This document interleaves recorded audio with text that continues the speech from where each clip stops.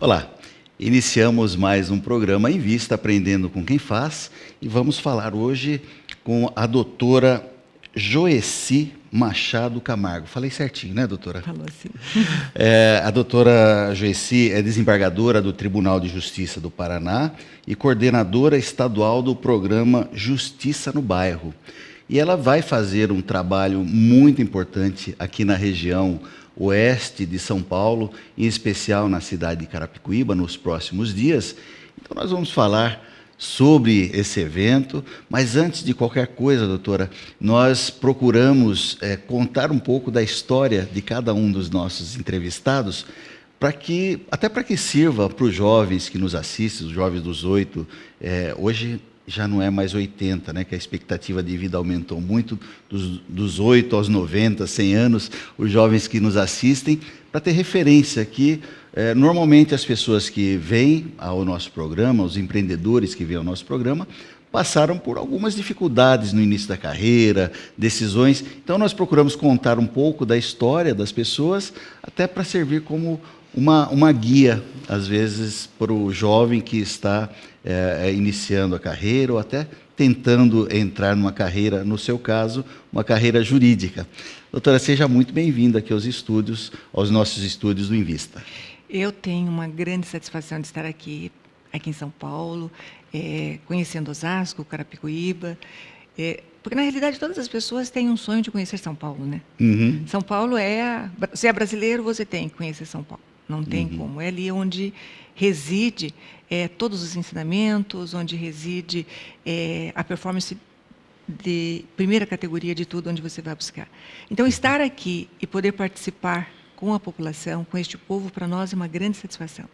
Muito bom. Mas a senhora é formada... Bom, eu vou pedir já licença, que vai escapar, doutor, você ou outro, uma jovialidade incrível, a desembargadora, uma experiência tão grande.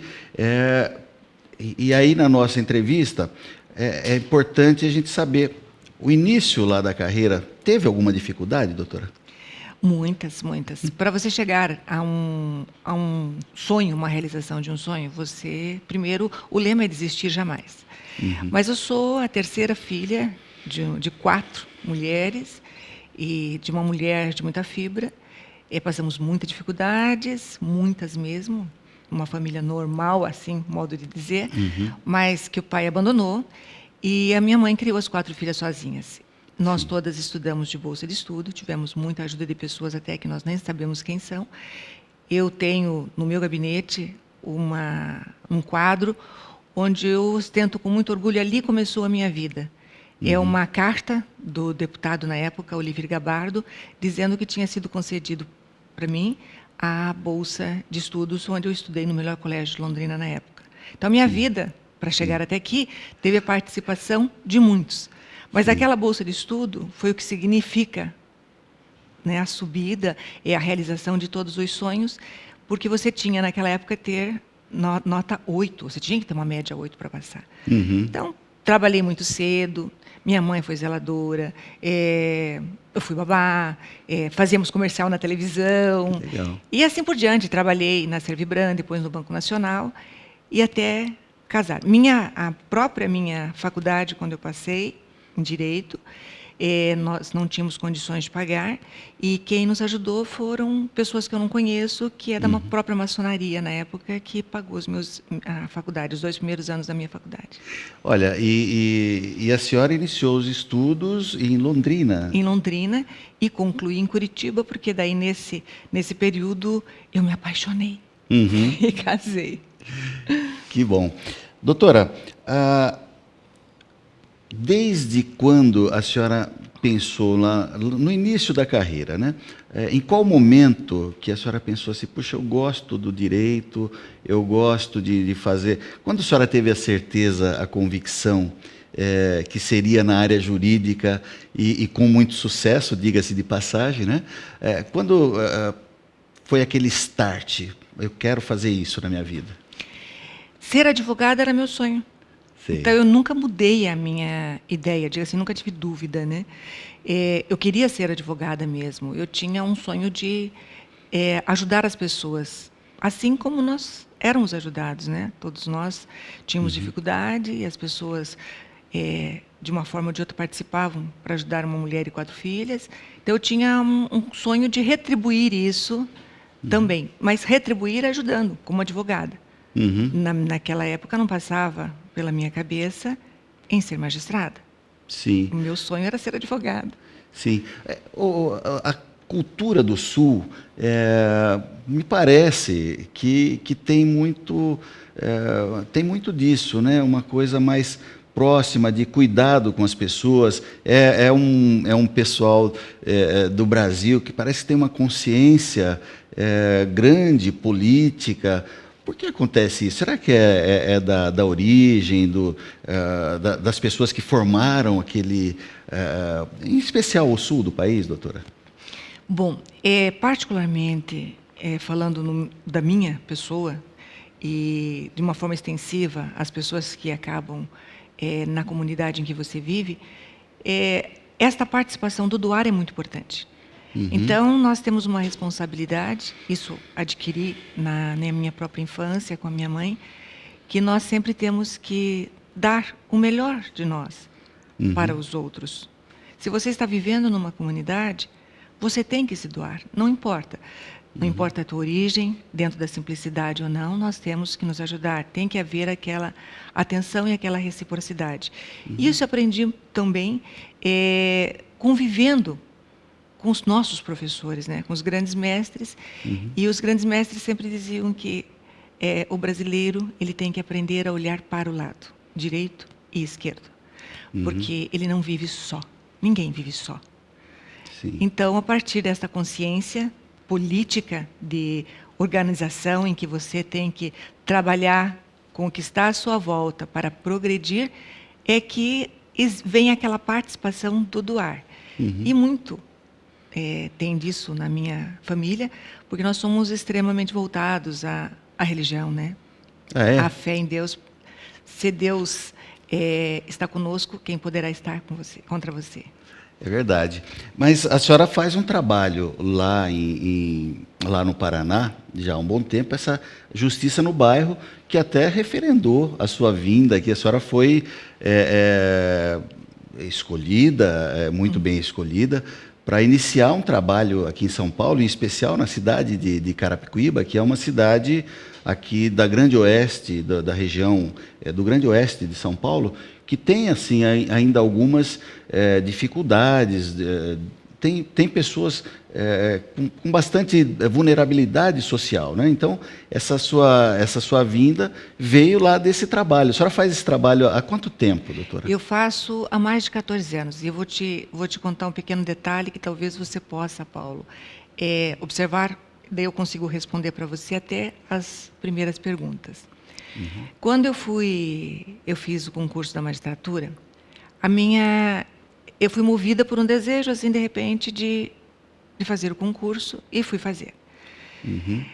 Na última prova, eu tinha só um filho naquela época, o Marcelo, e eu fui até a igreja, e o meu filho tinha 10 para 11 anos naquela época, eu fui até a igreja antes de ir para a última prova, e lá, enquanto o meu filho pedia um irmãozinho, ajoelhado, eu pedi a Deus realmente que, se fosse para eu passar no concurso e ser um juiz extremamente vaidoso ou voltado apenas para o egoísmo particular de ostentar a carreira, que eu não queria ser, então, e que o Senhor não permitisse que eu passasse.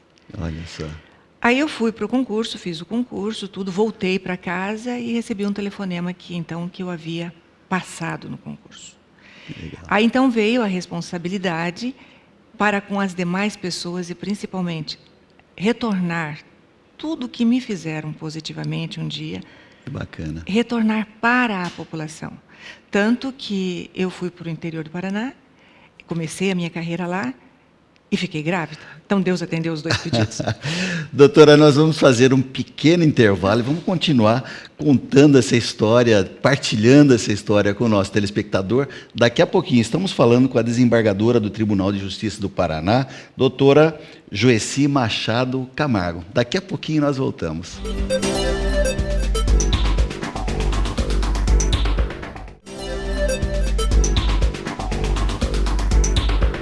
Estamos de volta com o programa Em Vista, Aprendendo com Quem Faz, falando hoje com a desembargadora do Paraná, a doutora Joeci Machado Camargo, que está dando um show aqui, uma história muito gostosa, uma história de persistência, uma história de fé. E nós gostaríamos de saber, doutora, a senhora teve um período longo até na magistratura. Como é que é o dia a dia do juiz? Como é que é o trabalho do juiz?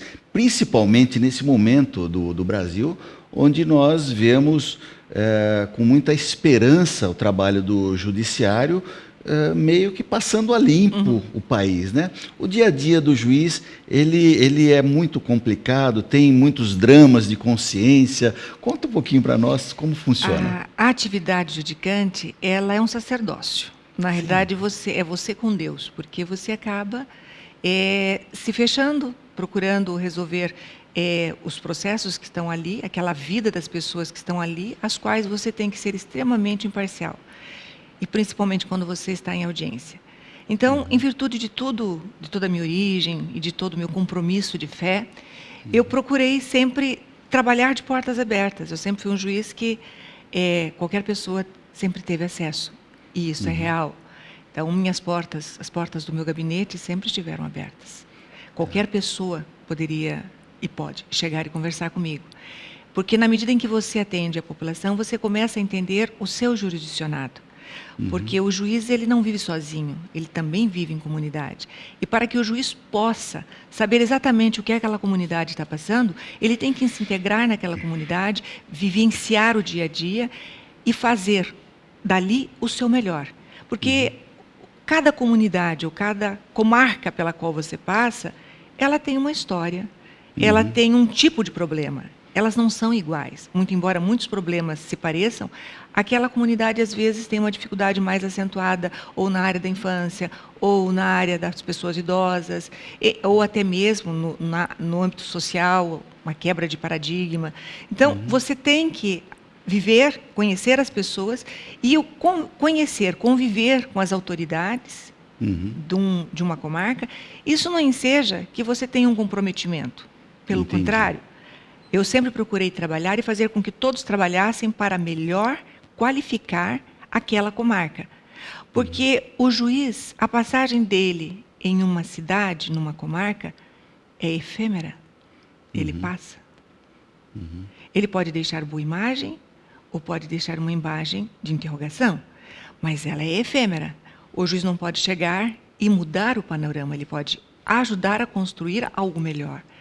Mas mudar, você não pode porque você vem de uma outra região, de uma outra família, digamos assim, de uma estrutura que você vem. Então, eu sempre procurei viver a comunidade, viver os seus problemas, atender, conviver com as pessoas. Eu sempre gostei muito de andar de bicicleta, então eu andava de bicicleta, ando até hoje de bicicleta. Hoje não tanto, por causa que eu quebrei meu pé. Mas, e assim você convive, você pode ajudar. Então, as portas do meu gabinete sempre estiveram abertas. O advogado abria a porta. Posso conversar com a senhora? Pode. Preciso de uma liminar? Eu pegava o processo e já, à mão, eu já dava liminar e mandava para o cartório ou não concedia. Mas sempre assim, aberto. Aquela imagem que nós temos do juiz assim, no Olimpo, talvez até sirva em algum momento para manter uma certa distância do caso, mas isso é um paradigma que está sendo, eu acho que quebrado, né, doutora? Em especial nesse momento, eu repito, né? E também não é por acaso que os juízes, o judiciário do Paraná está fazendo, aí está dando um exemplo de cidadania muito grande para o Brasil, onde está levando a sério tantas coisas que estão sendo investigadas, né?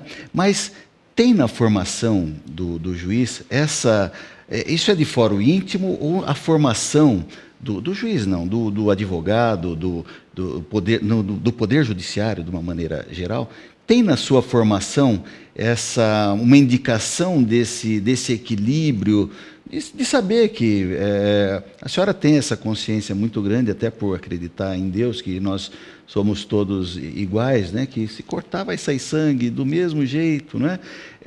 Mas tem uma formação especial para esse equilíbrio do advogado, em especial para não passar do limite da vaidade e essas coisas vãs do ser humano? Vem do teu íntimo, né? Da tua própria formação. Nós temos juízes um pouco mais abertos, mais sociais, temos um juiz mais reservado. É como você dizer assim, hoje quem faz conciliação, vou te dar um exemplo. Tem juízes que são capazes de fazer conciliação, que são muito mais abertos, são mais sociáveis, é o jeito, são alegres. E tem outros juízes que eles são, pela sua própria natureza, né, pela sua própria formação, um pouco mais fechados, reservados, tímidos. Então, eles não conseguem, por exemplo, alcançar uma conciliação numa proposta, numa conversa, porque eles são extremamente retraídos. Mas eles são excelentes julgadores na análise processual. Então, cada ser humano tem uma qualidade, ele desenvolve uma forma de você chegar e você entregar essa prestação jurisdicional. Muito embora hoje se perceba que a magistratura renovou em todo o país e nós temos juízes muito jovens, mas com uma cabeça bastante aberta, muito alegres, com uma consciência de responsabilidade extraordinária e um conhecimento, né, digamos, um conhecimento teórico muito bom. Olha, nós tivemos há poucos dias uma entrevista com, hoje, meu amigo, foi meu professor de Direito, o Dr. Franco Cocuza, que é também desembargador, esteve aqui também conosco no Invista, fazendo uma entrevista, e ele também, depois de aposentar, né, como é o caso dele hoje, ele está montando uma câmara de arbitragem. Então, eu acho que é um caminho até natural para as pessoas que têm consciência da sociedade e de tudo que ela passa, não? É porque hoje é a conciliação, hoje é a arbitragem, hoje é a mediação. Esta é a justiça do futuro. Nós não podemos ficar mais presos num processo que demora, que você não tem tempo para terminar, em virtude dos inúmeros recursos que vão protelando. E o direito da parte, ele vai ficando de lado. Então, um processo longo, ele não se torna justo. Sim. Então, o que nós temos que ter? Nós temos que ter um equilíbrio. O equilíbrio tem determinados momentos que é ali que você tem que fazer uma conciliação ou uma mediação. No momento em que você senta e você expõe ambos, digamos assim, o credor e o devedor, ambos têm que mostrar as suas dificuldades e mostrar a facilidade para que possa chegar a um denominador comum. Então, por isso que digamos, a justiça do futuro é a conciliação, é a arbitragem, é a mediação, pela celeridade desta entrega jurisdicional. E deixar à justiça aqueles casos realmente que dependam de uma instrução mais demorada, onde você tem que ouvir muitas partes, onde você depende de uma perícia, você depende de um trabalho de equipe técnica ou de uma equipe multidisciplinar para você chegar a uma sentença justa. E com certeza desafogaria muito o judiciário, né? Porque nós temos notícia de que o juiz ele tem uma infinidade de processos que ele leva para casa, passa o final de semana e talvez isso ajudasse a desafogar muito, não, Paulo, a justiça. Eu continuo levando inúmeros processos, malotes e malotes para minha casa, não só esses malotes físicos, mas também o tal do malote online, que é os processos que estão que hoje nós temos a parte do direito digital, né? Nós temos que responder eletronicamente todos os processos. Então, eu tenho essa atividade, ela é extremamente desgastante, não só eu, pessoalmente, mas todos os magistrados do Brasil. Principalmente quem atua na Justiça Estadual, onde a competência nossa é excepcional. Agora, a partir do momento que você busca uma celeridade processual, você pode encontrar meios alternativos. Por exemplo, eu fui juíza da Vara de Família há mais de 13 anos, da 4ª Vara de Família em Curitiba. E antes de entrar na magistratura, eu fui defensora pública, então eu sabia exatamente aonde estava o problema. Sim. Que a família vulnerável economicamente, que não tem condições de ter um advogado do qual ela possa bancar ou custear as custas e taxas judiciais, ela acaba ficando de lado, ficando na dependência e deixa de buscar a justiça. Perfeito. Então, quando me tornei magistrada, o meu maior objetivo foi atender a esta população. Porque a maioria das partes que pode custear um bom advogado, o advogado vai estar lá, vai bater na porta do juiz, vai falar com o promotor, vai entrar com os recursos, ele vai estar lá amparando aquela pessoa. Sim. Agora, e a pessoa carente? Ela não é digna de ter uma justiça de qualidade para ela? Com toda certeza. E nós vamos falar disso mais profundamente no próximo bloco, doutora, onde nós vamos falar desse trabalho que acontecerá nos próximos dias em Carapicuíba, um grande evento da Justiça. O Invista vai fazer um pequeno intervalo agora e volta daqui a pouquinho.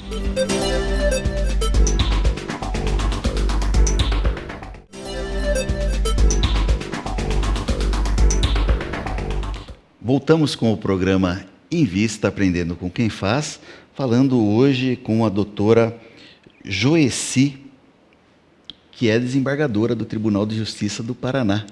Doutora, vai ter um evento muito importante, do qual quem está assistindo o nosso programa sabe um pouco da sua história e de quanto isso é importante para as pessoas que não têm aí uma condição de pagar um advogado ou que tem processos aí há muito tempo travados, né?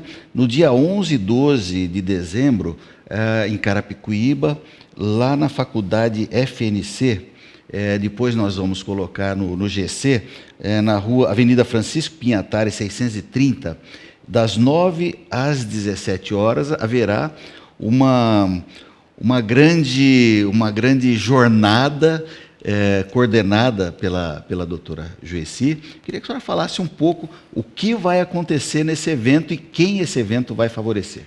Bom, esse evento é uma ideia que nós temos lá em Curitiba já há mais de 14 anos, que é o Justiça no Bairro.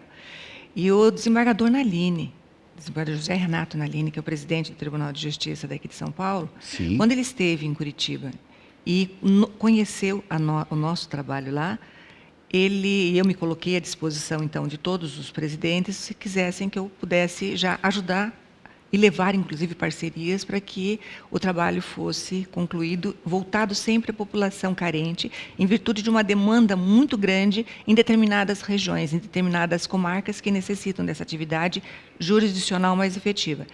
E, naquele momento, o desembargador Naline foi o primeiro a levantar, ele disse: doutora Joeci, eu quero. Aí eu disse: para onde? Ele disse: Carapicuíba. Eu não conhecia Carapicuíba. Sim. E uma das prerrogativas dele sempre foi atender Carapicuíba. Sim. Aí eu vim, então, a convite dele, cheguei na prefeitura e fui muito bem recebida pelo prefeito e pela procuradora, secretária dos Assuntos Jurídicos, que é a doutora Deilde, e que, de imediato, eles têm um trabalho também aqui em Carapicuíba, chama-se Prefeitura no Bairro, até parecido com o Justiça no Bairro. Sim. E Prefeitura no Bairro tem inúmeros serviços, tanto na área de saúde, na área da Secretaria da Ação Social, enfim, todos aqueles serviços que esta Prefeitura faz por mês. Sim. Então, unimos os dois. Então, vamos fazer o da Justiça junto com a Prefeitura e formarmos um trabalho extraordinário que é o Justiça no Bairro. O Justiça no Bairro é o trabalho com a administração pública, onde você volta toda a atenção para uma entrega da prestação jurisdicional imediata. E aí, então, aqui em São Paulo, particularmente iniciando em Carapicuíba, o projeto de São Paulo, do Tribunal de São Paulo, passa a se chamar, então, Justiça na Comunidade. Justiça na Comunidade. Esse é o nome do programa agora, oficial de São Paulo, o qual nós estamos iniciando. Quem que nós vamos atender? A população carente. Quem é a população carente? Aquela família ou a pessoa que já está separada, mas que não consegue ganhar um salário superior a 3 salários mínimos. Então, este é o nosso público-alvo. Onde será o evento? Será na faculdade Nossa Cidade. Uhum. Lá é FNC e Estácio. Sim. Essa faculdade recebeu de pronto a ideia para que possa sediar lá o evento, porque nós teremos lá os próprios estudantes, os acadêmicos de direito, junto com os professores, que vão auxiliar a fazer essa atividade de conciliação a que eu me refiro sempre. Uhum. Então, por exemplo, teremos já em torno de quase 1000 audiências de processos em trâmite que as pessoas já foram intimadas. Uhum. Não é pessoas que não foram intimadas. Então, nesse primeiro momento, as pessoas que já foram intimadas, que já receberam intimação, elas têm horário marcado sexta para essas audiências com os juízes da Vara de Família. Nós teremos lá conciliadores, teremos também o Ministério Público, teremos a OAB e teremos também a Defensoria Pública. Esse é um primeiro momento. No segundo momento, que é o foco que tanto nós, do Justiça no Bairro, como de toda a preocupação do presidente Nalim, e também da própria Prefeitura de Carapicuíba, é fazer com que a população possa ser atendida. Por exemplo, se você você está separado e vive com outra mulher, mas quer regularizar o seu divórcio, basta vir com a mulher e todos os documentos, e o divórcio vai sair na hora. Ou seja, você não precisa ter processo em trâmite. Você quer regularizar uma guarda. Então, você vem lá para regularizar a guarda. Se é uma guarda entre os genitores, os dois vão estar lá, vão ser ouvidos pela equipe técnica, os alunos estarão lá para fazer as petições, esse primeiro atendimento, teremos juízes, teremos o representante do Ministério Público, teremos equipe multidisciplinar, assistentes sociais, para fazer com que essas pessoas sejam bem atendidas. Elas serão recepcionadas, Paulo, a partir das 9 horas, sexta e sábado, a partir das 9 horas e termina às 5. E não interrompe para o almoço. Elas serão recepcionadas, vão receber senhas para serem atendidas. Evidentemente que pode ter uma demora ou outra, mas se as duas pessoas estiverem lá, vai valer a pena, porque vocês vão assistir justiça feita em horas. E tudo isso de graça? De graça. Tá. A única coisa que poderá receber uma cobrança é aquelas pessoas que desejam fazer, por exemplo, o exame do DNA. Então, que é o suposto pai, a mãe e a criança. Entendi. Só que nós conseguimos por um preço bastante acessível, que é R$220. E ainda os dois podem dividir, 110 para a mãezinha e 110 para o suposto pai. Ainda dividindo, eles acertam direto com o laboratório, colhem o sangue ali, é marcada uma audiência depois, para a leitura desse relatório, eles já saem dali intimados, e daí, quando voltar o exame, eles já vão fazer o acordo de alimentos, se for comprovado que ele é o pai. Então, é uma justiça célere. E temos também a parte das pessoas especiais. Então, pessoas que precisam ser interditadas, por exemplo, uma pessoa que tem Alzheimer, uma pessoa que teve um AVC, em virtude de um acidente, às vezes está numa cama, precisa desse termo de curatela para que o curador, ou às vezes o pai, ou a mãe, o irmão, possam representá-lo na vida civil e muitas vezes regularizar uma situação já junto ao INSS.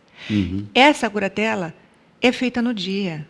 Porque nós temos a equipe do Exército, nós temos médicos do Exército que já estão nos atendendo, eles vão até o domicílio da pessoa, com o carro da Prefeitura, assistente social, para fazer o levantamento, ou seja, a avaliação dessa doença, retornando ao evento, que é lá na FNC, o curador vai ser ouvido pelo Ministério Público, o juiz vai ouvir e vai ser feito, então, o processo em horas. Ele já sai de lá com o termo de curatela. Que grande exemplo de cidadania. Doutora, eu vou pedir para a senhora levar um abraço para a doutora Deilde, para o prefeito Sérgio Ribeiro, o Sérgio, que esteve aqui conosco esses dias, que proporcionaram essa sua vinda aqui no programa Em Vista para trazer tão boas notícias.